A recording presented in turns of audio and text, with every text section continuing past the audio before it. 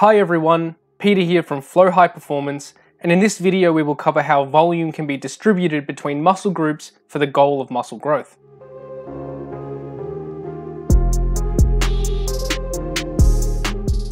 First, let's discuss what volume is for hypertrophy training.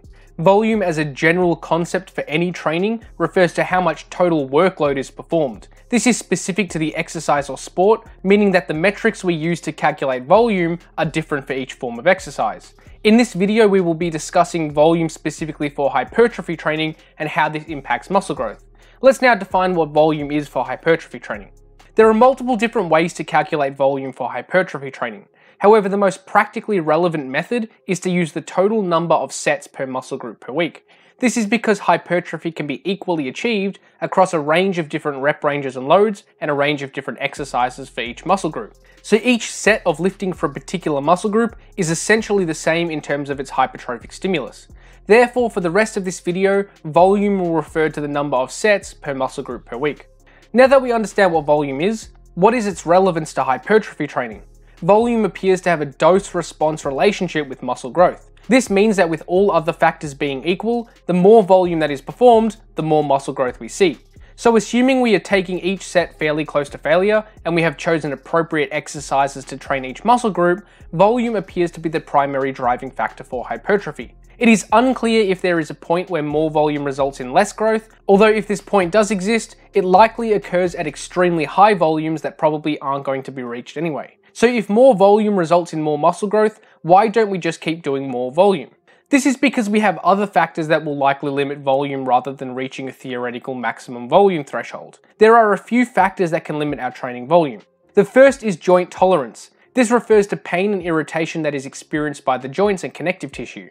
There is only so much work that each joint can handle before it starts to break down and become irritated. This can be somewhat mitigated by using appropriate loads, good technique, and choosing exercises that feel comfortable on your joints.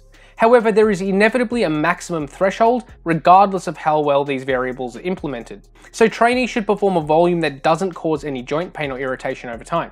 If pain or irritation does occur, then trainees should reduce how much volume they are training with for that particular joint. The next factor that may limit how much volume can be performed is systemic fatigue. Systemic fatigue is not a well-defined term, but it can generally be thought of as the overall fatigue of the central systems. Essentially, there is a limit to how much stress the organism of the human body can handle. This is non-specific to any form of exercise or to any other form of stress. Therefore, hypertrophy training, other exercises performed throughout the week, mental stress from family and work, and all other forms of stress contribute to this fatigue. If we have too much total stress at any given point in time, our risk of illness increases and lifting performance will be hindered. So if we keep ramping up volume over time to excessive levels, we may get sick or we will eventually see reductions in lifting performance.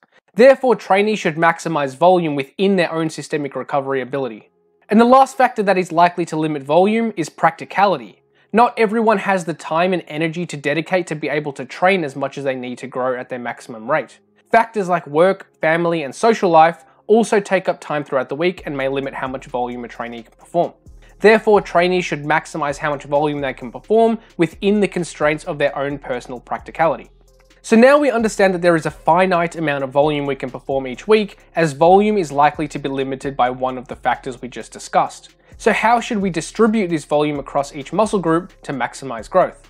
Well, because volume is finite, we should allocate volume based on what muscle groups we want to prioritize, and what muscle groups we don't particularly want to emphasize at any given point in time. So more volume should be allocated towards muscle groups that we want to grow at a faster rate, and less volume to muscles that we don't particularly want to emphasize. However, this must still be conducted within the constraints of our volume limitations. This means that total volume still needs to be managed in a way that ensures we aren't breaching our systemic recovery capacity, our joints aren't being irritated, and we can still practically perform this much training.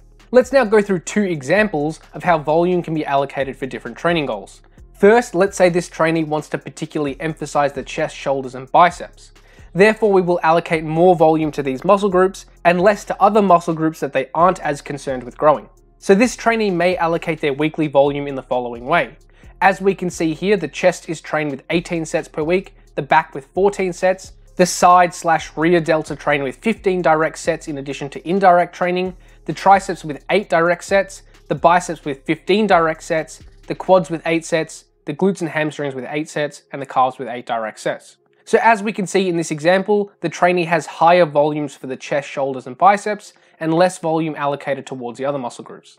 Let's go through another example of a trainee who wants to particularly emphasize the glutes, hamstrings, and quads, and is less concerned with developing the other muscle groups. In this example, the trainee may allocate their weekly volume in the following way. Here we have 8 sets for the chest and back, 6 direct sets for the shoulders, triceps, and biceps, 16 sets for the quads, 16 sets for the glutes and hamstrings, and 10 sets for the calves. So as we can see here, this trainee has implemented much higher volumes for the quads, hamstrings, and glutes, and less volume towards other muscle groups.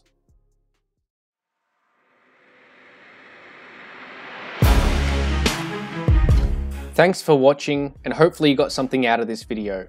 Remember to subscribe if you haven't already.